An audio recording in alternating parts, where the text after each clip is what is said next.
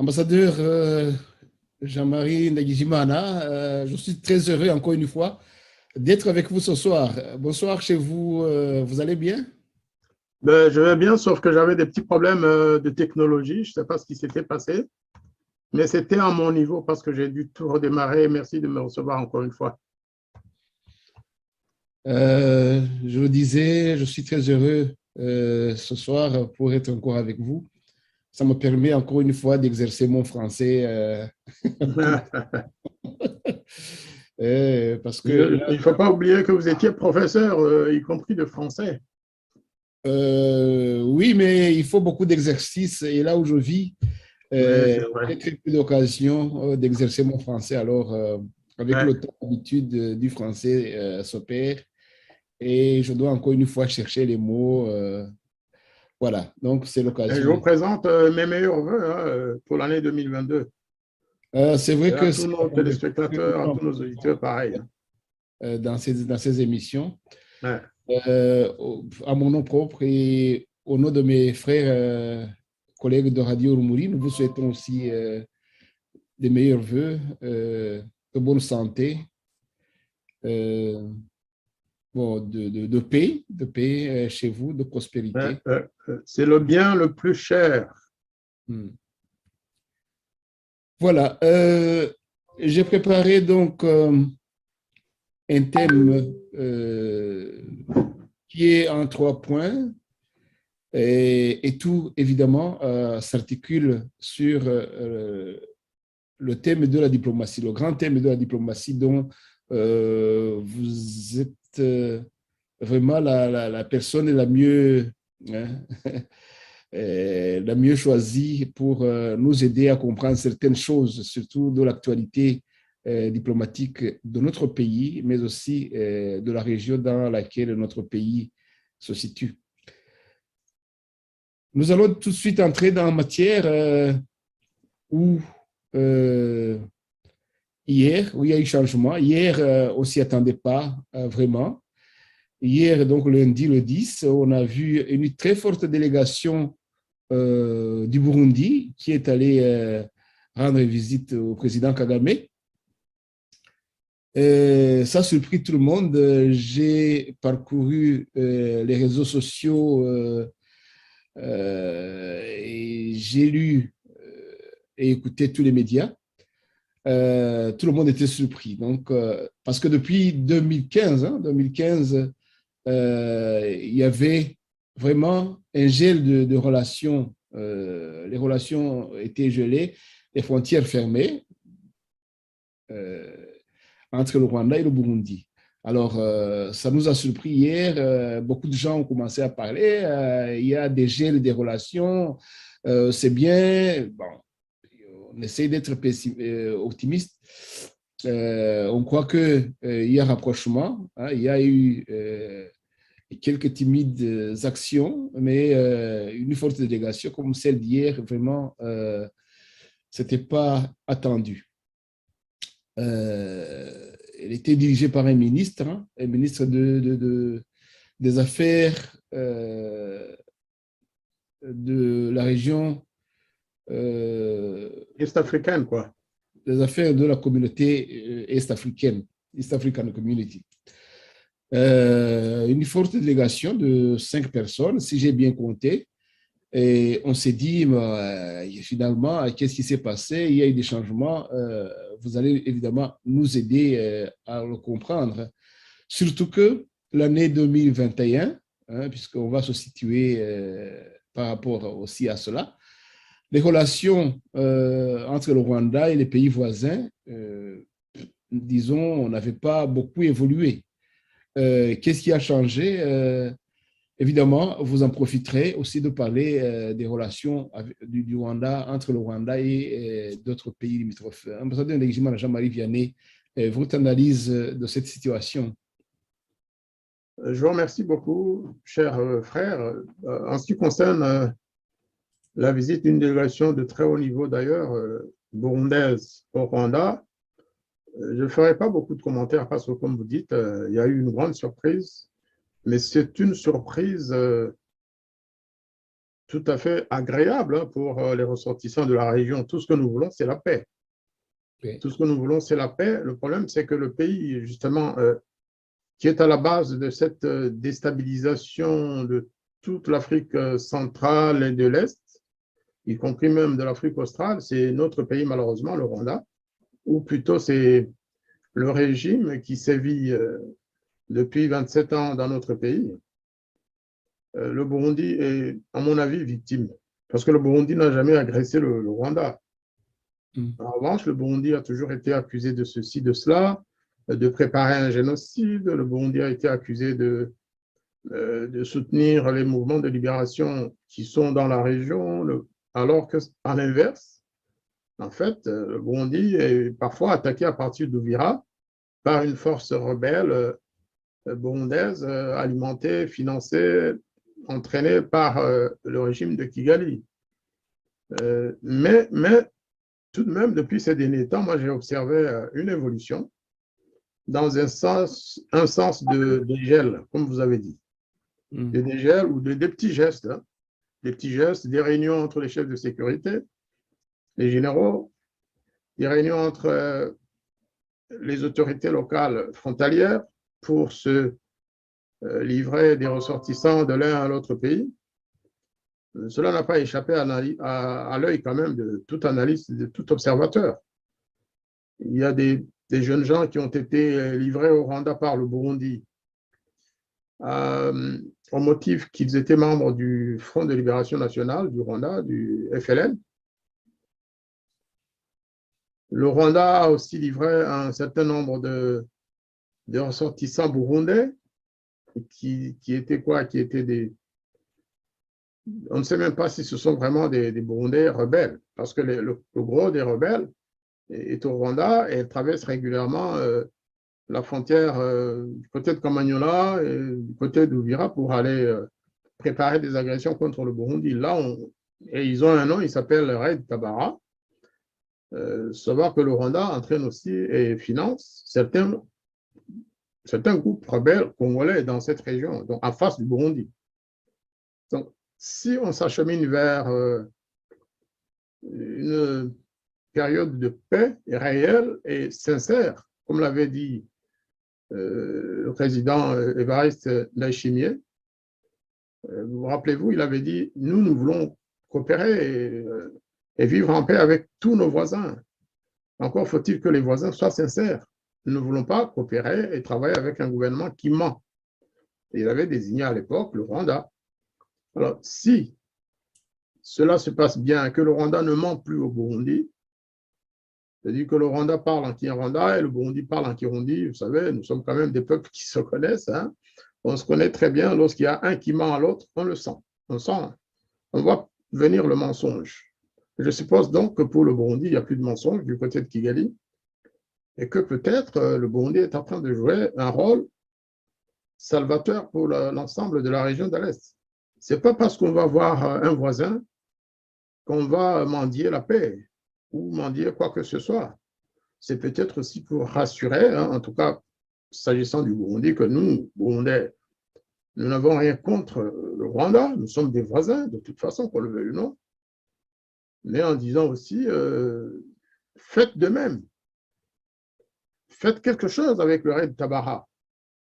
N'allons pas nous battre en RDC, parce que c'est un autre... À propos des réseaux de discorde, excusez-moi de vous couper la parole, ambassadeur. Non, je vous en prie. À propos des réseaux de discorde, on l'a bien entendu, le Burundi demandait justement au chef de ces dissidents rebelles, parce qu'ils ont leur siège à Kigali. À Kigali. Ils ont amené leur presse, vraiment, c'est un siège assez bien garni. Et le Burundi réclamait justement que, parce qu'ils ont commis des crimes au Burundi avant de quitter leur pays. Est-ce que le Rwanda a fait des avancées parce qu'il avait dit, le président Kagame avait dit que niet, c'est pas possible. Le Rwanda aussi disait que le Burundi abritait quelques gens qui veulent du mal au Rwanda, mais bon, c'était difficile à prouver. Et le Burundi a fait des gestes, comme vous l'aviez dit, d'amener quelques soi-disant rebelles qui étaient sur le sol burundais au Rwanda.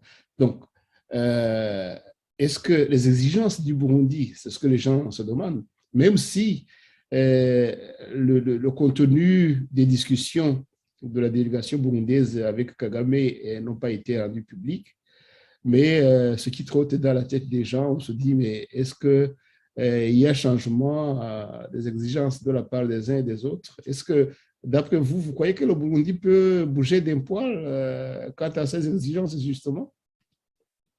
Moi, je pense que d'abord, la situation n'est pas tout à fait égale parce que Red Tabara, c'est une véritable armée qui a été transplantée du Rwanda vers Uvira, Minembwe, toute la zone du sud Kivu. C'est une véritable armée. Ils ont des armes très sophistiquées, des armes lourdes, au même titre que l'armée burundaise ou l'armée rwandaise. Ce pas des petits rebelles qui se cachent dans une forêt quelque part. De l'autre côté, j'aimerais bien que le gouvernement rwandais admette et dise que le FLN possède des armes qui puissent inquiéter l'armée rwandaise, RDF. Moi, j'aimerais bien qu'un jour, le Rwanda le dise et le reconnaisse. Les Burundais n'ont pas, ils ne cachent pas leurs sentiments. Non, ils disent la vérité par rapport au Red Tabara. Et Red Tabara lui-même ne le cache pas. Et de toute façon, les populations locales, que ce soit les Banyamulenge, que ce soit les Bafulero et les autres populations du Sud qui vous disent, ils sont là. Ils sont là, ils sont entraînés, ils sont financés, ils ont des armes que ne peut pas posséder un mouvement rebelle burundais dans cette zone, surtout quand il vient du Rwanda. Donc, c'est question que les deux pays soient effectivement honnêtes et sincères et que chacun décide de mettre fin aux activités du mouvement rebelle qui menacerait la sécurité de l'autre. Mais moi, je voudrais bien que le gouvernement rwandais dise où sont situés les soldats du FLN. Est-ce que vraiment ils se battent pour que nous aussi on sache, qu'on sache la vérité. Comme le raid Tabara, on le trouve. On sait qui est là. Ils ont une radio au Rwanda. Ils ont des journaux qui paraissent au Rwanda, qui sont distribués. Ils ont des personnalités connues. L'ancien général qui a voulu faire le coup d'État de 2015 et ses acolytes. La dame, soi-disant chargée des questions des droits de l'homme et qui en fait est un membre du bureau politique ou du conseil de Raid Tabara. Tous ces gens-là, ils sont au Rwanda, ils sont logés par le gouvernement rwandais. Je ne pense pas qu'il y ait des officiers ou des membres de FLN ou d'autres mouvements. Souvent, le Rwanda dit Interahamwe, mais quels Interahamwe? Qui sont ces Interahamwe? Et que font-ils? Où sont-ils entraînés? Est-ce qu'ils existent vraiment comme un mouvement rebelle au Burundi? J'ai essayé de chercher toutes les informations possibles et imaginables. Je n'en ai pas trouvé. En tout cas, pas au Burundi. S'ils sont dans la forêt de Nyungwe, comme le FLN le dit lui-même, ça, c'est une question rwandaise. C'est une question rwandaise. Et ils n'attaquent jamais le Rwanda à partir du sol burundais. Donc là, une fois encore, sans prendre parti pour qui que ce soit, il s'agit maintenant des deux gouvernements de poser les bagages et de se dire on met fin à cette tension, mais pas que entre le Burundi et le Rwanda. Parce que si le Rwanda passe par le Congo pour essayer de contourner le Burundi, c'est facile de dire nous ne sommes pas là, alors que c'est une armée tout à fait visible en RDC. Et la République démocratique du Congo elle-même le sait, elle le dit. Elle a une présence de Red Tabara dans la zone d'Ouvira, dans toute la zone d'Ouvira, à Minembwe, dans les hautes montagnes, sur les hauts plateaux, ils sont là. Les Banyamulenge eux-mêmes, dont on croyait au départ qu'ils étaient les alliés de Red Tabara, ils disent non. C'est l'arme absolue de Kagame pour poursuivre le génocide contre nous, contre le peuple Banyamulenge, contre les Banyamulenge qui ne veulent pas se battre du côté de Kagame. c'est les populations locales qui le disent. Les Bafulero disent la même chose. Les Babemba disent la même chose. Et toutes les populations du Sud Kivu. Au moins là, il n'y a pas de doute, il n'y a pas de discussion possible. Ils sont là et ils traversent à partir du Rwanda. Donc, espérons qu'on s'oriente vers la paix à la frontière des deux pays, parce que c'est dans l'intérêt de tous. Mais espérons surtout que le Rwanda arrête de poursuivre cette guerre absurde contre ses voisins. En parlant du Burundi, d'ailleurs, on peut, puisqu'il est question de l'East African Community, on peut parler directement de l'Ouganda. Vous savez qu'à Kampala, les journaux gouvernementaux ou autres écrivent, en tout cas, c'est des journaux qui sont considérés généralement comme neutres et, je dirais, pas gouvernementaux, c'est pas comme le journal Igihe, par exemple. Ils disent que le Rwanda est en train d'infiltrer des militaires pour aller provoquer la violence du côté de Rutshuru et de Beni ailleurs, en fait, pour saboter l'alliance ougando-congolaise entre les deux armées UPDF et l'armée congolaise. C'est écrit dans les journaux. Jusque-là, il n'y a pas de démenti côté du Rwanda, ou alors il y en a, mais très faiblement. Lorsque l'Ouganda a envoyé son armée à la poursuite des ADF au nord Kivu, le Rwanda, tout le pays, tout le Rwanda pratiquement a tremblé et il y a eu quelques remous par-ci par-là et ils s'en ont pris médiatiquement à l'Ouganda. Ouais. Et puis, certaines langues aussi disent qu'il y a eu, on sait, la tentative d'envoyer des policiers à Goma, au nord Kivu, mais c'était un cheval de Troie qui devait transporter les troupes contrer les UPDF d'Ouganda qui sont au nord du Congo. Il y a eu aussi d'autres tentatives, semble-t-il, dont on ne parle pas. Mais en gros, le Rwanda donc, a senti que ça se rapproche, donc le conflit risque de changer de face parce que une fois que l'Ouganda était au nord Kivu et à l'est du Congo, le Rwanda ne pouvait plus espérer y poser les pieds. Alors, ça a été quelque chose qui a bouleversé les relations aussi entre le Rwanda et le Congo, parce que Kagame, il a fait aussi des tentatives officiellement de passer par le président Tshisekedi, mais il paraît, bon, d'ailleurs c'est visible, il y a eu échec. Il n'a pas pu poser les pieds officiellement au Congo. Est-ce que vous croyez qu'il a baissé les bras ou qu'il continue? Comment vous Il n'a voyez les choses? peut-être pas baissé les bras, mais il a compris que ce jeu-là peut être très dangereux pour lui et pour son régime. Même la tentative de rétablir la paix avec le Burundi, je pense que ça procède de la même logique. Il se rend compte que tous ses voisins le regardent et l'observent. Et donc, sur le plan militaire, oui, il montre les muscles, il ne cesse de dire qu'il est fort, qu'il a une armée forte, qu'elle est au Mozambique, qu'elle est en Centrafrique, qu'elle va au Mali, qu'elle va au Niger, même, semble-t-il. J'y crois pas trop, mais en tout cas, Paul Kagame et son régime montrent les muscles en permanence. Et cela peut inquiéter, c'est tout à fait normal que cela inquiète les voisins. Tout le monde sait que Kagame ne peut pas se battre contre ses 4 voisins.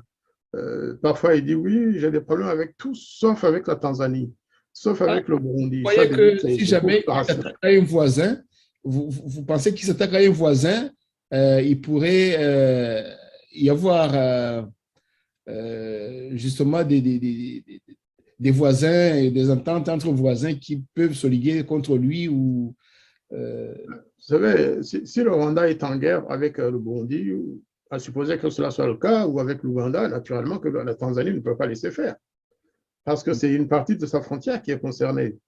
Personne n'aime avoir la guerre à ses portes, même s'il s'appelle Tanzanie. Tout le monde doit avoir des voisins pacifiés, des voisins amis, plutôt que des amis agressifs en permanence. Or, le Rwanda, justement, se trouve dans cette configuration. Vous savez, les Tanzaniens n'ont jamais oublié quand même la menace portée contre Kikwete. Il ne faut pas croire que les Tanzaniens soient des... Non, ils n'ont pas une mémoire courte. Ils savent ce que le président Kagame a dit. Il l'a dit en connaissance de cause. Il n'était pas fou ce jour-là. Parfois, il donne l'impression de ne pas se maîtriser, mais ce jour-là, il était sain, tout à fait sain, au cours d'une réunion publique devant les autorités de notre pays, où il a dit « je vais le frapper » et il ne saura jamais où ni quand il va être frappé. Les Tanzaniens n'oublient pas, parce qu'il y a eu d'autres assassinats en Tanzanie. Même si la Tanzanie a laissé passer, mais il y a un député qui a été assassiné à la veille d'élections présidentielles parce que tout simplement, il avait soulevé la question de la subversion rwandaise en Tanzanie. Parce qu'il avait même parlé d'empire, quelque chose comme ça. Eh bien, il a été assassiné dans la semaine qui a suivi. Et les Tanzaniens savent qui l'a fait. Les Tanzaniens savent qui a assassiné ce député. Les Tanzaniens savent qu'il y a toujours des agents de sécurité rwandais qui sont en Tanzanie, qui violent la souveraineté tanzanienne par des enlèvements de citoyens rwandais, de réfugiés. Cela se passe assez régulièrement. Donc, qu'il y ait maintenant une tension avec l'Ouganda, là aussi, personne ne souhaite qu'il y ait tension entre des pays voisins et surtout en forme de triangulaire. Parce que si l'Ouganda aide la RDC à neutraliser les ADF, qui sont quand même des terroristes avérés, qui le disent eux-mêmes, c'est des islamistes qui veulent islamiser l'Est et le Nord-Est du Congo. Et si le Rwanda veut contrarier cette opération conjointe, personne n'acceptera ça. C'est un acte de guerre, c'est un acte d'agression contre la souveraineté congolaise. Le président Tshisekedi l'a fait, c'est peut-être une erreur, on le verra, mais en tout cas, il l'a fait en tant que président de la RDC. Maintenant, si Kagame veut contrarier ce projet de construction de routes et de neutralisation des ADF, ça ne sera jamais considéré comme un acte amical. Donc, encore une fois, c'est notre pays, malheureusement, c'est le régime rwandais qui est à la base de toutes ces actions, des actions qui énervent tout à fait logiquement les gouvernements des pays voisins, des initiatives qui montrent le peu de cas, le peu de respect que le Rwanda a à l'égard des souverainetés des pays de la région. C'est surtout ça, en fait, c'est cette attitude d'insolence.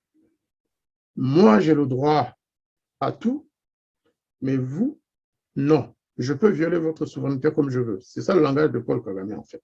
Il y a même certaines langues qui disent, à tort ou à raison, que le Rwanda, donc militairement, serait derrière les ADF, qui sont soutenus par le Rwanda, et que même il y a des preuves que les UPDF, les militaires du Ouganda qui sont allés au Nord Kivu, ils ont capturé pas mal de jeunes Rwandais issus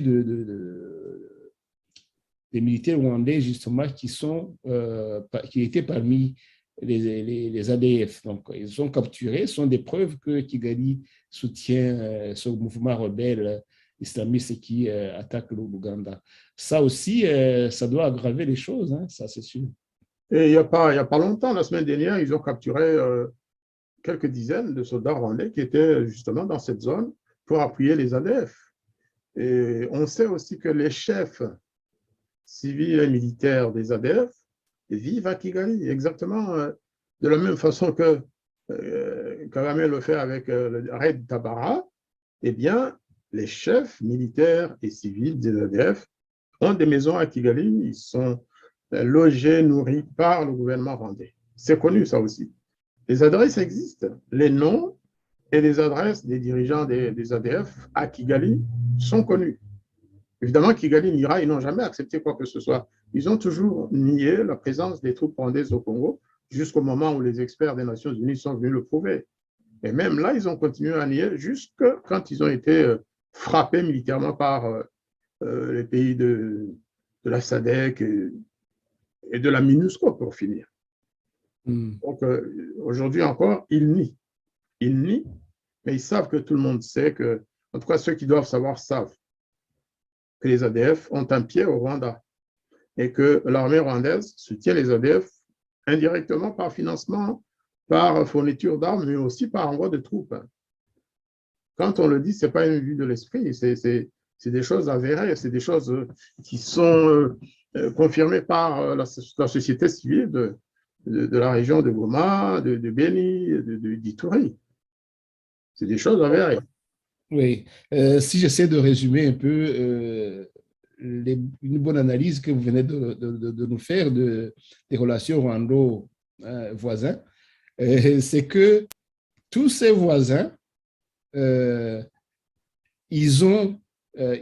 auraient du mal à mettre dans un plateau les relations individuellement avec le Rwanda et les relations qu'ils ont avec le reste des voisins du Rwanda. Donc, une fois que le Rwanda est en conflit avec un voisin, les autres, en tout cas, eux, ils ont de bonnes relations entre eux, tellement que le Rwanda serait seul à un plateau et les trois autres voisins dans un autre plateau. J'essaie de schématiser, mais... Tout à fait, tout à fait. Vous avez raison, cher frère. Moi, je pense que Kigali le veuille ou non, le leadership de la région se trouve à Kinshasa. Que nous le voulions ou non, moi, j'ai toujours pensé que le leadership naturel de cette région se trouve à Kinshasa.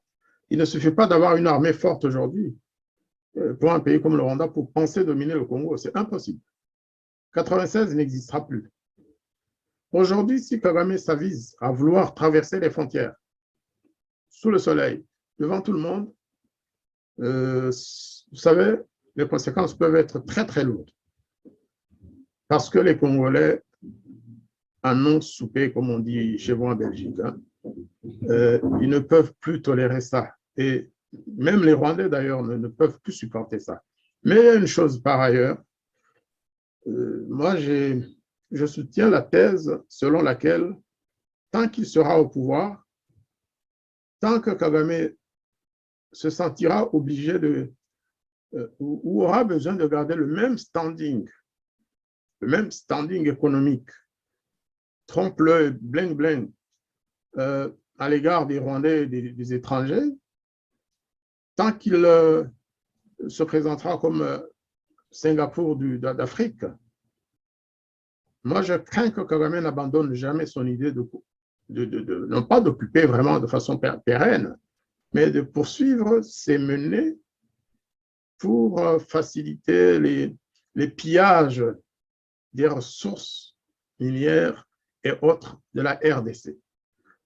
Parce que toutes les recherches qui ont été menées, et ça va peut-être sortir bientôt d'ailleurs, hein, mais les experts du Congo, les experts des Nations Unies qui ont fait des rapports ont montré l'importance des conséquences économiques que le Rwanda retire de ces pillages de la RDC.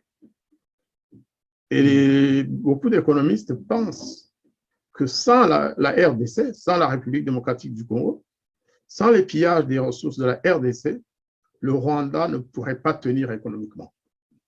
Parce qu'il a atteint un certain niveau de vie, un certain standing, bling-bling, de toute façon, qui n'apporte rien à la population de base. C'est au niveau de l'élite du régime. Ils ont un train de vie comme celui des Américains, sinon pire. Ils ont des salaires comparables à ceux des Américains, du gouvernement américain. Je pense que Kagame peut probablement avoir un salaire supérieur à celui de Joe Biden. Je vous assure. Hein? Et donc, pour garder ce train de vie pour pouvoir en fait finalement boucler son budget. Le Rwanda est quasiment forcé de poursuivre la déstabilisation du Congo, en tout cas de l'Est du Congo. Ça, il faut que les Congolais le sachent, et il faut aussi que les Rwandais le reconnaissent, qu'ils sachent que sans le pillage des biens, des ressources, des mines de la RDC, sans les infiltrations continues pour faire ceci ou pour faire cela, regardez ce qu'ils sont en train de faire avec Rwandais à Goma, eh bien, les Congolais doivent savoir que Kagame n'abandonnera jamais l'idée de mettre la main sur une partie de ce pays. Sinon, c'est la chute, sinon c'est la débâcle et c'est la faillite du Rwanda, économiquement parlant. Certains bureaux des statistiques économiques disent que, en tout cas, le niveau d'endettement du Rwanda approche dangereusement les 80% du produit national brut. Donc, tout à fait.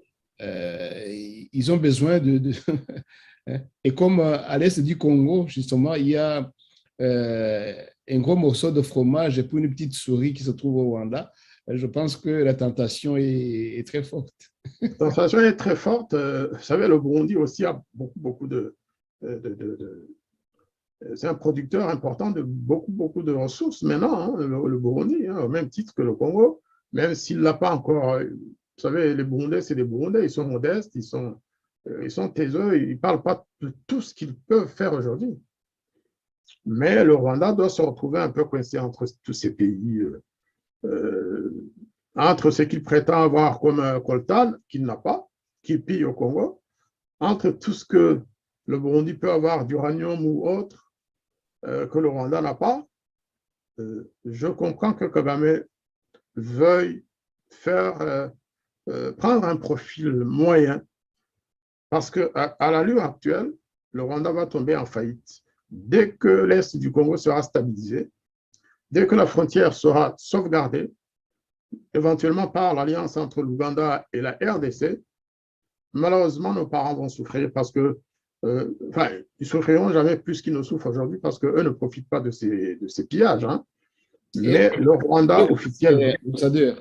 Le peuple congolais, parfois, on n'en parle pas dans ces relations, mais le peuple congolais a un mot à dire au Congo. Hein. On l'a vu dernièrement, les grandes, donc les journées, comment ils appelaient ça Ville morte. Les journées villes mortes qui ont été organisées au nord à Goma et au sud à Bukavu en disaient long, parce que si même les officiels du Congo, de la RDC, prenaient des décisions, je pense qu'ils doivent compter avec la volonté de la population de l'Est du Congo. Exactement. Lorsqu'on voit comment la population réagit en RDC, au Rwanda, vous savez, si les citoyens rwandais faisaient la moitié de ce que font les Congolais à Goma ou à Kinshasa ou au Kasaï, lorsque le président Tshisekedi va visiter sa région d'origine, les Congolais ne se taisent pas. Ils font des choses. Au Rwanda, cela n'existe pas. Justement, c'est pourquoi tout cela ne peut pas être analysé sans voir l'aspect droits humains. La société civile rwandaise, elle ne peut pas faire ce que celle congolaise fait. La société civile congolaise, elle est très active, elle est organisée, elle est forte. Et en fait, c'est que l'État congolais la respecte. C'est ça aussi la différence. Et je pense que le président Tshisekedi et son gouvernement savent qu'ils ne peuvent rien contre la volonté de la population congolaise. Et cela a été montré, comme vous l'avez si bien dit, par les manifestations de Goma, où il y a eu même des policiers ou des militaires congolais morts, tués par les civils. C'était effrayant. Cela n'est pas possible. Donc, un jour ou l'autre, on doit s'attendre à ce que le gouvernement de Kagame cède. Il vaut mieux qu'il commence à s'habituer à vivre dans un standing moyen. Le bling-bling, ça ne va plus passer dans les jours à venir. Il n'y aura plus de ressources. Ça, c'est une garantie, sauf si un pays étranger, une grande puissance, vient aider le Rwanda à occuper l'Est de la RDC. Et cela, ce sera une nouvelle guerre très longue et que le Rwanda ne pourra pas gagner. Surtout que les Rwandais aussi à l'intérieur il commence un peu bon, à oser parler, à élever la voix parce que on a faim et à un certain niveau, qu'on le veuille ou pas, on parle. Hein, La différence entre le Rwanda et ses voisins, c'est que au Rwanda, on peut tuer, on peut emprisonner tous les jeunes youtubeurs. Kagame peut décider d'exiler tel de force ou de le faire disparaître sans que personne ne vienne lui poser de questions. Mais au Burundi, croyez-moi, on ne va pas fermer toutes les chaînes YouTube ou arrêter toute la société civile. Il y a une presse d'abord indépendante. Au Rwanda, il n'existe pas. Les seuls qui essayaient, c'est justement les jeunes YouTubeurs qui sont tous aujourd'hui en prison ou morts ou exilés. Oui, on ne se rend pas compte de la terreur qui règne au Rwanda. Souvent, on parle, oui, la paix, mais la paix au Rwanda, entre le Rwanda et les autres pays, très bien. Mais la paix à l'intérieur, alors, quand nos enfants, nos neveux et nièces sont en prison parce qu'ils ont ouvert des chaînes YouTube. Nous allons tout à l'heure parler justement de la situation des droits de l'homme à l'intérieur du pays, tout à l'heure, mais si vous me le permettez, puisqu'on est encore avec donc au niveau des relations avec d'autres pays et au niveau de ce qui est en dehors du Rwanda, je voudrais que vous nous parliez un peu justement de cette actualité des Rwandais qui ont été trouvés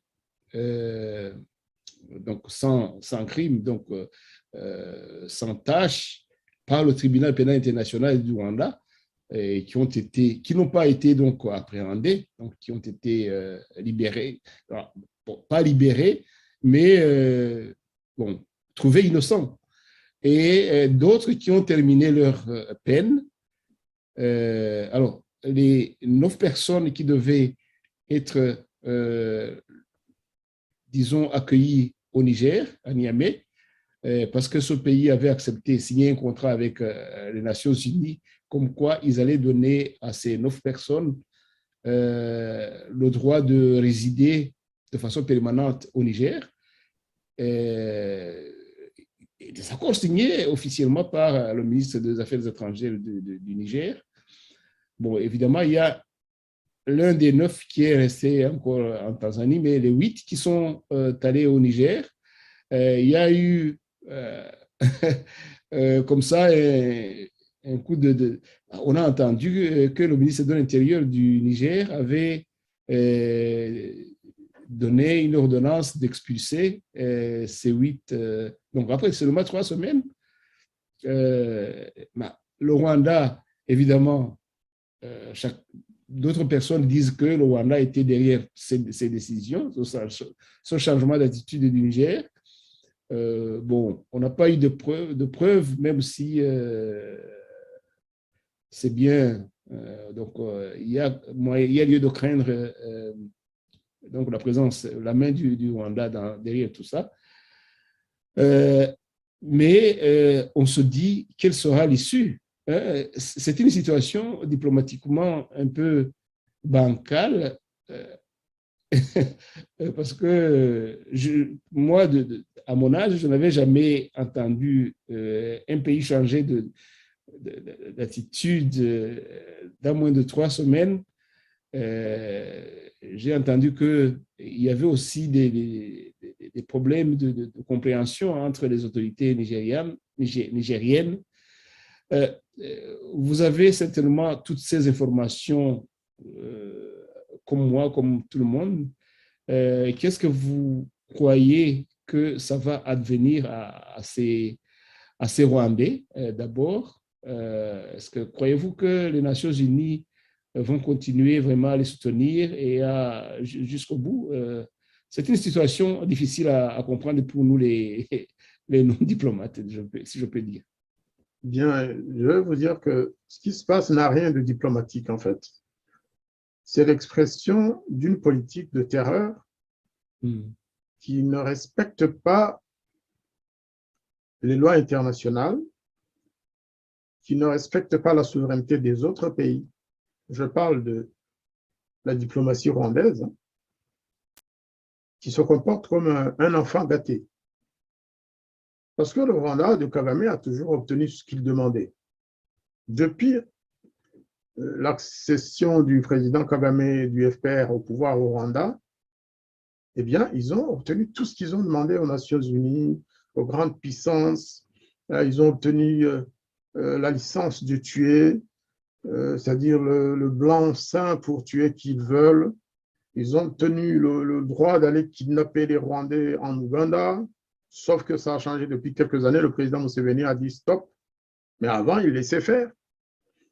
Ils ont le droit d'aller kidnapper les Rwandais ou les assassiner à Nairobi.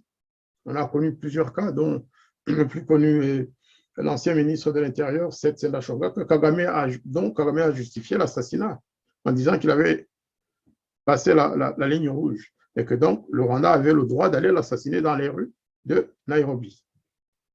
Ils ont obtenu le droit d'aller assassiner Patrick Karegeya en Afrique du Sud. Les assassins courent des jours heureux à Kigali. Ils sont connus, tout le monde les voit tous les jours, alors qu'ils sont sous mandat international. Et donc aujourd'hui, il est normal que, après s'être opposé d'abord à donner la liberté à ces gens, parce que le Rwanda s'est opposé à plusieurs reprises. D'abord à l'acquittement, croyez-moi, cela c'est du jamais vu. Qu'un gouvernement aille s'interposer dans l'action des juges. Cela s'est passé à Arusha. Le Rwanda a envoyé des délégués pour aller demander aux juges de ne pas acquitter. Sauf que la chance a été que certains juges étaient indépendants. Et lorsqu'ils ont été acquittés, le Rwanda a demandé leur tête, qu'on les envoie au Rwanda et pour qu'ils les jugent une deuxième fois. C'est encore une fois contre les lois et les procédures de justice internationale. Mais le Rwanda est habitué à ça. Aujourd'hui, ce que je veux dire, c'est quoi? Le mépris dont je parle, c'est celui que le Rwanda a affiché à l'égard, par exemple, à la fois de l'ONU. C'est l'ONU qui est, comme vous le savez, le patron du mécanisme résiduel du TPIR. C'est l'ONU qui l'a mise en place après avoir fermé les portes du tribunal pour le Rwanda. Mais aussi et surtout du mépris à l'égard des autorités nigériennes. Aujourd'hui, on parle de bonnes relations entre les deux. Non, c'est un mépris inacceptable en d'autres lieux et en d'autres temps. Le Niger a signé un accord en tant qu'État souverain. J'ai entendu des analyses ou des commentaires de personnalités rwandaises, dont notamment un des porte-parole du gouvernement rwandais dire oui, mais il n'avait pas le droit de signer cet accord sans nous demander notre autorisation. Tout de même, le Rwanda, c'est vrai, c'était membre de la communauté internationale comme tous les autres États. Mais lorsque le Rwanda va signer des accords avec qui il veut, il ne va pas demander l'autorisation du Niger, même s'il y a un Nigérien concerné. Lorsque le Rwanda reçoit des terroristes de renom qui ont terminé leur peine aux États-Unis ou qui, pour des raisons ou d'autres, ont été, expulsés des États-Unis, qu'il les reçoit chez lui, au Rwanda, des terroristes reconnus internationalement, est-ce qu'il va demander l'autorisation du pays d'origine de ce terroriste? Est-ce qu'il va demander, par exemple, le droit de travailler avec des terroristes d'origine mauritanienne ou marocaine ou tunisienne ou du Moyen-Orient? Non, il le fait. Donc, c'est ce que j'observe d'abord. C'est un mépris des autres. La souveraineté des autres, ça ne nous intéresse pas. Ce qui nous intéresse, c'est d'assouvir notre vengeance. Quelqu'un a été jugé. Il est resté en prison pendant des années, une vingtaine d'années presque pour certains. Enfin, il sort de la maison où ils étaient consignés, ils étaient 9. Et il y en a un qui est resté, vous l'avez dit, c'est M. Jérôme Michamubaka, parce que pour des raisons médicales, il ne pouvait pas quitter la Tanzanie ou le Kenya. On a dit qu'il était peut-être malade au Kenya. Et c'est son droit, c'est une personne humaine. S'il est malade, il doit se faire soigner. Les 8 autres qui sont à Niamey, pourquoi Kigali voudrait-il que le Niger les envoie à Kigali contre leur volonté? Parce qu'ils n'ont jamais demandé eux. Vous savez, ce qui a étonné beaucoup de gens, c'est justement cette pitié, cette compassion du Rwanda pour ces gens-là Oui, maintenant, juste maintenant, alors qu'ils ont passé certains 8 ans en stand-by en Tanzanie. À ce moment-là, les 8 années, le Rwanda, on les aurait mis à profit pour demander que ces gens ils viennent au Rwanda. Ils n'ont rien fait. Et maintenant qu'ils trouvent un pays qui va leur donner, disons, un permis de s'installer de façon permanente, c'est là que la compassion vient.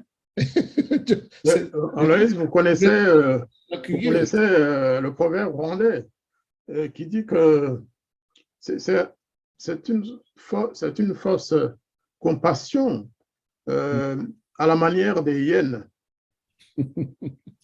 Impsissi.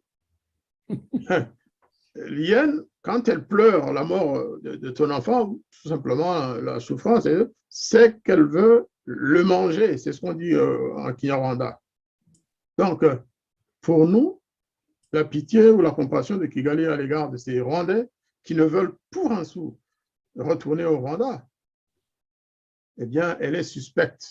Ce n'est pas une pitié, ce n'est pas une compassion, ce n'est pas un amour c'est pas une façon de défendre. C'est pas comme ça qu'on défend les intérêts de ses compatriotes. La première attitude du gouvernement rwandais devrait être de dire, écoutez, mes compatriotes, ils sont enfin libres, laissez-les aller où ils veulent. C'est ça. Voilà, c'est ça l'attitude normale et naturelle. Les autres pays se battent pour aller libérer les otages.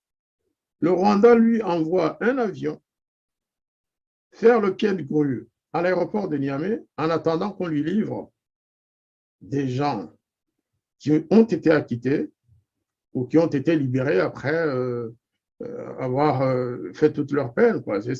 C'est vraiment inacceptable. Mais je viens En de fait, passer ça plus rappelle d'un aussi, an. ça rappelle le kidnapping de Paul Rusesabagina, parce que le jet qui a enlevé Paul Rusesabagina de Dubaï attendait depuis quelques jours ou depuis quelques heures à Dubaï. Et donc, nous devons vraiment continuer à condamner, à dénoncer cette attitude. En ce qui nous concerne, dans les organisations auxquelles nous participons, nous l'avons fait. Nous avons informé le gouvernement du Niger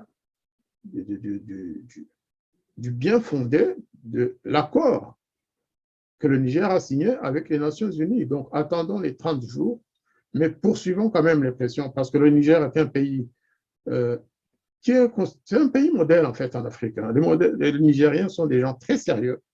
C'est des gens qui ne sont pas agressifs. C'est des gens je suis sûr qu'ils ne comprennent pas cet acharnement du Rwanda. Mais il y a quelque chose de bien derrière tout ça. Mhm.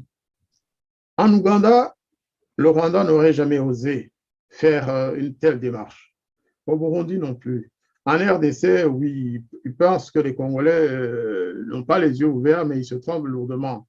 Ils ne peuvent pas faire la même démarche en Tanzanie. La preuve, c'est que les 8 ou les 9 sont restés à Arusha pendant des années. Le Rwanda n'a jamais osé aller poser cette question au gouvernement tanzanien. Mais ce qui est bien dans tout ça, c'est que, enfin, en Afrique de l'Ouest, si tout se passe bien, et je pense vraiment que le Niger ne va pas extrader nos compatriotes sans raison, au moins ce sera l'occasion pour eux de découvrir la vraie nature du régime qui dirige le Rwanda. Nous devons poursuivre notre travail, le dire, le dénoncer.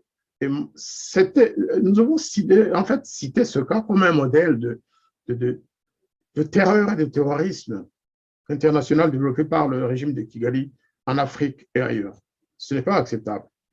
Justement, avant de quitter le cas de ces Rwandais qui sont donc à Niamey, les gens se demandent est-ce que le Niger peut ou a le droit d'envoyer ces gens au Rwanda unilatéralement, parce que ces gens n'appartiennent pas au Niger, ils appartiennent aux Nations Unies, d'ailleurs, il y a eu donc des écrits ou des déclarations du mécanisme qui traite des problèmes, des questions résiduelles du TPIR. des écrits qui ont dit, voilà, ces gens-là, d'ailleurs, ils ont eu disons, je ne sais pas comment on peut dire ça, mais une injonction, une sorte d'injonction du tribunal des Nations Unies qui ont dit, voilà, ces gens-là, si vous voulez qu'ils quittent votre territoire, nous avons des accords avec vous, donc gardez-les pendant que nous allons discuter de comment nous allons traiter la question. Et le Niger s'est exécuté, si je peux dire, hein, parce qu'ils ont accepté de les garder encore 30 jours au lieu de 7. Okay. Et est-ce que le Niger a le droit sur ces gens-là? Est-ce qu'il peut décider unilatéralement, voilà, je vous prends, je vous envoie à Kigali sans l'accord des Nations Unies comme ça? Je me pose les questions avec une telle question parce qu'il y a beaucoup de gens qui se posent vraiment la question. Alors, moi, mon avis, c'est que le TPIR, puisque c'est quand même c'est ce qui reste, le mécanisme résiduel, c'est un résidu du TPIR. Et le TPIR a aussi des bureaux à La Haye. Au même titre que, parce que là, La Haye, c'est la Yougoslavie, le Rwanda. Et moi, je pense que le mécanisme résiduel ne va pas décider de les rapatrier, de les ramener à Arusha. Ça ferait vraiment désordre. Et même pour la Tanzanie, ce ne serait pas une bonne chose. Parce que la Tanzanie a été avertie en tant que partie intéressée. En fait, il y avait 3 parties. Il y avait les Nations Unies, le mécanisme, hein, il y avait le Niger, et il y avait la Tanzanie, le gouvernement qui accueillait ces gens. Et donc, la Tanzanie a déjà pris les mesures nécessaires administrativement, diplomatiquement, pour transférer nos 9 compatriotes à Niamey. Parce qu'il y a eu un accord dont la Tanzanie a reçu copie pour lui dire, voilà, les autres que vous aviez chez vous, eh bien, ils quittent votre territoire désormais. Ce n'est plus vous qui les gérez en tant que citoyens vivant sur le territoire, même s'ils étaient sous la coupole des Nations Unies. Et donc, moi, j'imagine que l'alternative suivante puisse être envisagée. Si le Niger ne veut pas les garder, what next? Où est-ce qu'on va les envoyer après? Moi, la chose la plus légitime, ce serait par exemple de les amener à La Haye. La Hollande ne veut pas se mêler des affaires internes aux Nations Unies. Sinon, ce serait porter atteinte, j'allais dire, à la souveraineté, à l'autonomie du siège des Nations Unies en ce qui concerne le tribunal, qui est à La Haye. Donc, cette possibilité existe. C'est juste question de mobiliser les ressources, parce que j'imagine que ce que coûte un réfugié, oui, c'est des réfugiés acquittés, des anciens prisonniers de cet organisme. Ce que ça coûte en Tanzanie, ce n'est pas la même chose qu'à La Haye, donc il faudra augmenter un peu le budget. Et pour finir, est-ce que ce serait une mauvaise chose pour nos compatriotes? Moi, je pense que non. Je crois que pour éviter toute cette tension, dans le mois qui suit, le mécanisme résiduel pourrait dire, bon, on les envoie à La Haye. Et puis après, on discutera avec les gouvernements des pays où vivent leurs familles respectives. Savez-vous que sur les 9, nous, en France, déjà, nous avons 6 familles. 6 de ces personnes auraient dû depuis longtemps être acceptées en France sous le sujet plutôt sous le statut de regroupement familial.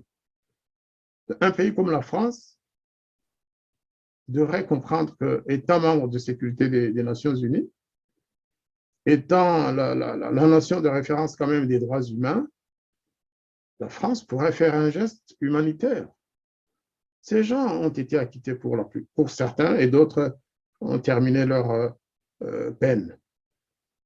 Pourquoi la France n'accueillait pas ces familles? Ensuite, il y a le Canada pour Bichampaka. Les 2 autres, je ne sais pas trop Il y a S'il y en le a, Danemark pour voilà, pour un deux d'entre eux, exactement. Vincent Sagahutu, le Pour capitaine Vincent Sagahutu, c'est le Danemark, je pense. Sagahutu. Et puis, pourquoi ces pays avancés, pourquoi ces pays qui nous ont enseigné la démocratie? Ça ne veut pas dire qu'ils ont la démocratie chez eux, mais quand vous venez...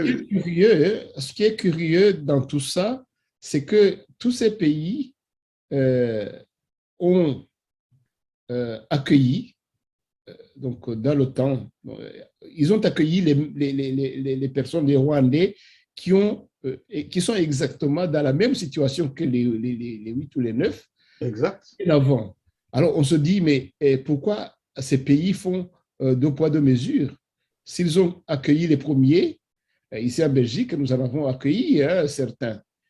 Mais Ben, aujourd'hui encore, on a le général Ndimidimana qui n'est pas une personnalité moindre, hein, qui est là, qui n'a jamais causé de trouble à l'ordre public. il y en a beaucoup, j'en connais quatre ou cinq L'argument en Belgique. l'argument qui consiste à dire que ces gens constituent une menace à l'ordre public en France, en Belgique, en Allemagne et ailleurs, c'est Mais n'importe quoi. un général est plus dangereux qu'un capitaine. Mais il n'y a même pas de danger. Pourquoi il y aurait un danger? Pourquoi des personnes condamnées en France finissent leur peine et rentrent dans la vie et vivent tout à fait normalement? Moi, je pense qu'à force de continuer à harceler les ressortissants rwandais partout à travers le monde, au contraire, c'est là qu'ils peuvent aussi se transformer, je dirais même en menace, effectivement. Qu'est-ce qui nous resterait?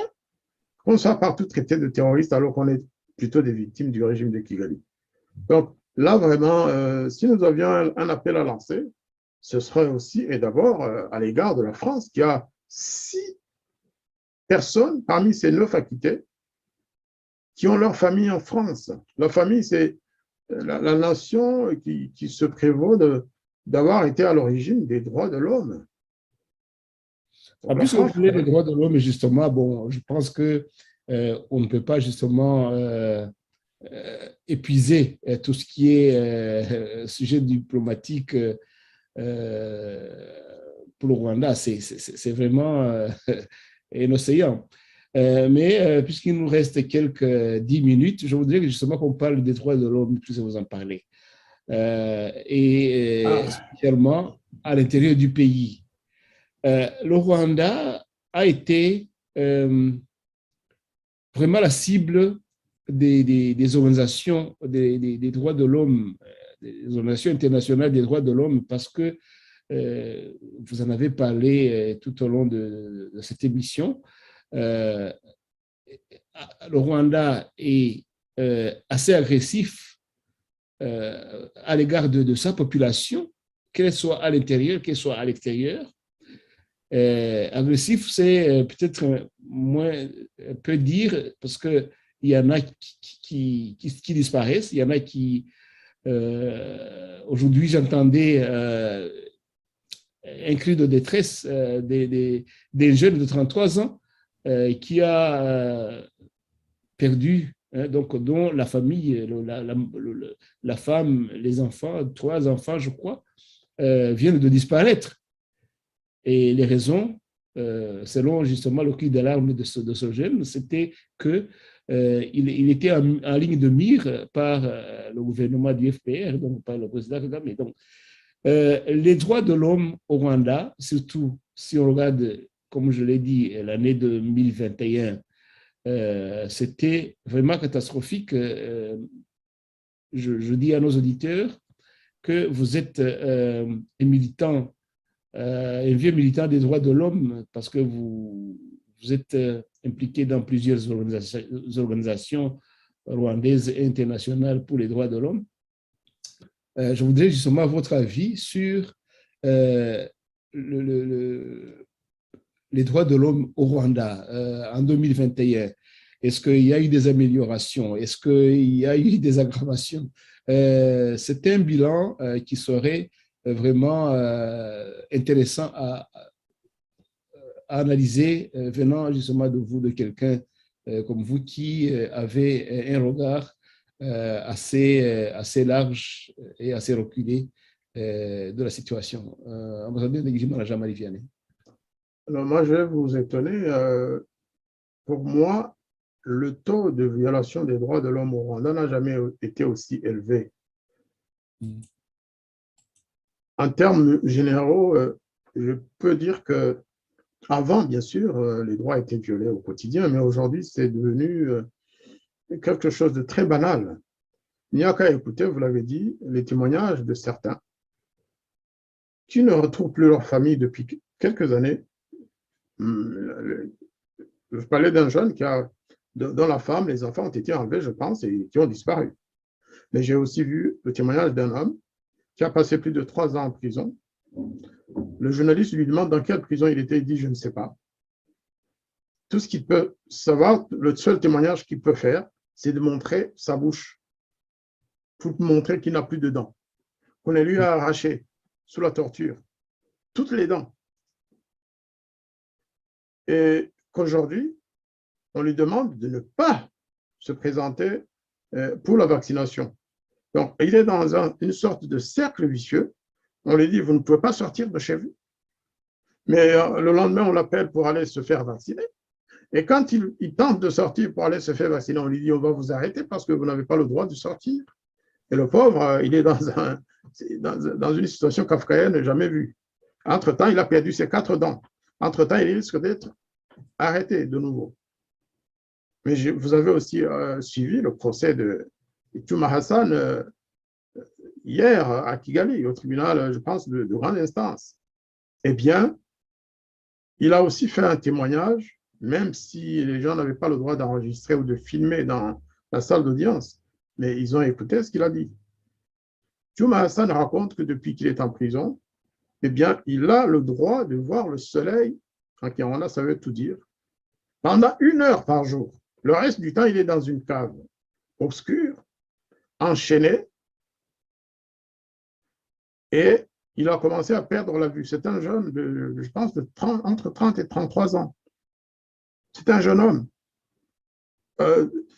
Vraiment, c'est inacceptable. Touma Hassan, il est victime de quoi pour ceux qui ne connaissent pas? Ça, c'est un exemple parmi d'autres, parce qu'on ne peut pas résumer dans une émission de 10 minutes ou de 5 minutes, on ne peut pas résumer la situation des droits de l'homme au Rwanda. Moi, je proposerais tout simplement qu'on prépare une émission spéciale. Si je peux vous On prépare une aider. émission spéciale à l'OIC. Je Oui. propose que le mardi prochain, Mm. on fasse une émission spéciale sur les violations des droits de l'homme au Rwanda avec plusieurs leaders de la société civile. Je citerai là, par exemple, Joseph Matata, je citerai Théobald Loterunza, si vous ne les avez pas déjà, si vous ne vous êtes pas encore entretenu avec ces trois. Je parle aussi du président de l'EDHR, hein, l'Observatoire des droits de l'homme au Rwanda, Laurent. Très volontiers, je vais les Je inviter. serai avec eux pour, Mm. voilà, nous pourrions vraiment aborder cette question de manière globale. Mais alors, même si ça nous prend 3 heures pour notre public francophone, et puis après, on pourrait le refaire en Kinyarwanda un autre jour. Mm. Ce serait très important qu'on le fasse de manière globale et pas parce que le cas de Touma mérite une attention particulière parce que d'abord, il commençait à être connu parce qu'il est victime d'avoir diffusé quoi? Rien contre le gouvernement, tout simplement a-t-il attiré l'attention du public sur la pauvreté contre laquelle les Rwandais se battent. Il a montré des images de vieilles qui vivaient dans des trous. Il a montré des images de citoyens qui avaient perdu leur maison parce que la femme de Kagame est en train de construire un consortium et qu'elle se cache derrière un certain Bossing et quelque chose comme ça. Il a montré, et il n'a même pas dit ça. C'est nous qui interprétons cela comme ça, mais la vérité est connue. Ce qui gêne le gouvernement rwandais, c'est que Touma Hassan a montré les images de ce village détruit par les hommes de Kagame, sans raison aucune et sans indemnisation. Donc là, le cas de Touma m'a frappé parce que la Voix de l'Amérique a fait un reportage là-dessus hier, mais c'est inhumain d'enfermer Touma dans un trou. Et nous savons tous que le premier crime de Touma Hassan, c'est d'avoir, en février 2019, d'avoir dit que il ne l'a pas dit directement, mais il a insinué, il a dit qu'il avait vu le corps de Kizito Mihigo au moment de son enterrement et qu'il avait des boursouflures partout et qu'il avait été violenté. Or, le gouvernement rwandais avait une thèse autre que celle-là, il disait que Kizito Mihigo s'était suicidé. Donc ça, ils ont gardé et ils veulent lui faire payer d'avoir dit ça, d'avoir en fait, d'avoir témoigné, tout simplement. Donc, je propose cette émission. Vous pouvez inviter qui vous voulez. Moi, j'ai proposé les 4 camarades qui sont dans les droits de l'homme vraiment. Mais il y a aussi les jeunes de Jambo et des autres organisations qui pourraient participer à cette émission, que ce soit vraiment élargi et qu'on ne parle que des droits de l'homme ce jour-là. Non, on va constituer un panel de gens qui peuvent apporter quand même quelque chose à la discussion sur les droits de l'homme. Exactement. L'année 2021, les droits de l'homme en général au Rwanda. Mais quand même, avant de conclure notre émission, en quelques phrases, 2021 a été, vous l'avez dit, catastrophique. D'ailleurs, c'est pourquoi vous proposez qu'il y ait une émission uniquement sur ça. Mais le Rwanda, donc, on se souvient que le 25 janvier en 2021, justement, il y avait eu ce qu'on appelle aux Nations Unies l'examen périodique universel à Genève, où vraiment il y avait eu une avalanche de pays qui ont accablé le Rwanda de violation des droits de l'homme. Vous croyez que le prochain, dans 3 ans, je pense que ça se passe dans 3 ans, chaque 3 ans, vous croyez que si jamais il y avait eu examen périodique universel aujourd'hui, après, une année après, ça serait plus grave encore que ce qu'ils ont condamné à ce moment-là? Malheureusement, oui, je pense, parce que lorsqu'on est allé aussi loin, on ne s'arrête plus. On le disait déjà à l'époque d'Idi Amin, on disait Idi Amin a commencé à tuer, il tue, il tuera demain. Parce que lorsque vous êtes au niveau de terreur que les Rwandais connaissent sous le régime de Paul Kagame, vous avez un régime qui commence à avoir peur de tout le monde. C'est-à-dire que Tchouma est en prison, le père de Tchouma qui vient lui rendre visite, il va en prison. Demain, si sa maman vient, elle va aller en prison.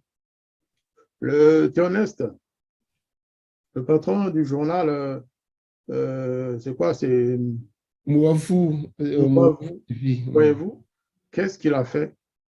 Quel crime a-t-il commis? Il a été condamné, il a été mis en prison pour avoir voulu organiser une réunion avec des camarades pour parler des droits de l'homme, justement, de Ingabire Eder. C'est pas lui qui organisait. Lui, il était journaliste. Il allait passer en direct une émission. Voilà. Sur sa chaîne YouTube. Hein. Et donc là, il est considéré comme un complice. Il ne l'a même pas fait. Il ne l'a même pas fait. Il ne l'a pas fait. Il est condamné pour avoir imaginé, pour avoir accepté de passer une émission en direct. Et il est en prison depuis plusieurs mois. Vous savez, quand vous êtes là, vous ne pouvez plus reculer.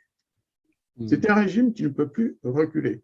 Mais puisque vous parlez des rapports des commissions de Genève, eux, ils ont fait leur travail. Vous savez comment fonctionnent les Nations Unies et ces institutions. Ils font des rapports. Après tout, quel rapport, à ce jour, peut se targuer d'avoir approché le rapport mapping? Le rapport mapping, c'est un dossier très, très lourd. Un rapport fait avec le plus grand sérieux sur plusieurs années par une équipe pluridisciplinaire choisie parmi les meilleurs juristes, les meilleurs sociologues, les meilleurs... Mais le rapport est là. Le travail que nous devons faire, c'est de garantir et d'assurer le suivi de tous ces rapports. Ce n'est pas les experts asiatiques ou américains du Sud ou américains du Nord ou canadiens qui ont fait ces rapports qui vont les mettre en pratique. En fait, ils nous servent, ils nous disent voilà ce que vous ne saviez pas, voilà notre contribution, à vous d'y aller. Donc, pour moi, une fois encore, je dis que ce sont les Rwandais qui sont interpellés. On ne doit pas se contenter et applaudir ces rapports et puis chacun retourne avec sa petite famille se balader voilà, pour le Nouvel An, pour Noël. Nous devons poursuivre la lutte pour qu'il y ait un changement radical dans ce pays. Quand je dis radical, ça ne veut pas dire violent. C'est un changement, vrai changement. Et c'est poursuivre aussi la lutte pour la vérité. C'est-à-dire, pendant que le FPR massacre les Rwandais, pendant que le FPR agresse ses voisins, pendant que le FPR continue de torturer la jeunesse rwandaise, il nous appartient aussi de dire ce que le FPR a fait avant.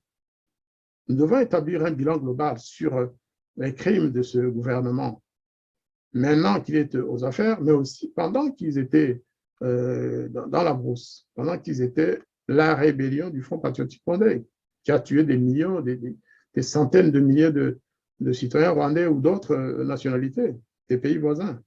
Donc, il nous appartient de continuer la lutte en espérant qu'un jour, on sera entendu. En espérant qu'on soit entendu à la fois par les Rwandais, par les voisins et par la communauté internationale.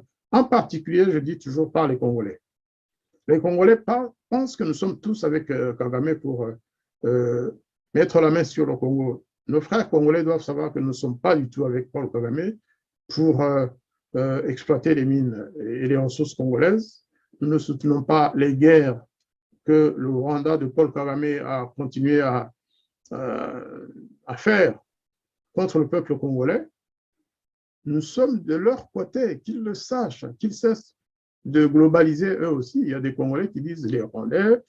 En Lingala, souvent, ils disent Rwandais, Saliboé, Rwandais, Beti. Non, non, non. Rwandais, te Kagame na régime naé, bisoté. Je parle aux Congolais, qu'ils sachent que nous ne sommes pas tous avec Paul Kagame, et c'est très important. Nous devons, au contraire, créer une synergie entre les Congolais, nos frères et sœurs, et nous, pour changer les choses dans la région. Si le Congo n'a pas la paix, le Rwanda n'aura pas la paix et vice-versa. Je voulais vraiment terminer sur cela et surtout adresser quand même un message à Paul Kagame et à ce régime qu'ils arrêtent cette course vers l'apocalypse. Ça va mal finir. Si ça ne s'arrête pas aujourd'hui, demain, ça va mal finir. On ne sait pas qui sera victime de cette fin apocalyptique. Voilà, je vous remercie, ambassadeur Jean-Marie Ndegijimana, pour cette soirée, et pour votre analyse sur la situation diplomatique du Rwanda, entre le Rwanda et ses voisins, et même une relation assez agressive entre le gouvernement de Kagame et ses citoyens. C'est une situation maintenant que ce soir, vous nous rendez beaucoup plus clair. Je vous remercie et je vous souhaite donc de continuer cette année malgré tout dans la joie et dans la paix. Et j'espère que mardi prochain, justement, vous serez là parmi notre panel, les gens de notre panel qu'on va inviter sur les droits de l'homme. Voilà, merci beaucoup et je vous souhaite une excellente, très excellente soirée chez vous en France. Et je vous réitère mes vœux de Nouvel An pour vous, pour tous les membres de la radio Urumuri et aussi pour tous nos compatriotes et tous les Africains et surtout en particulier les Africains de notre zone d'Afrique des Grands Lacs. Merci Aloïs. Merci et à mardi prochain.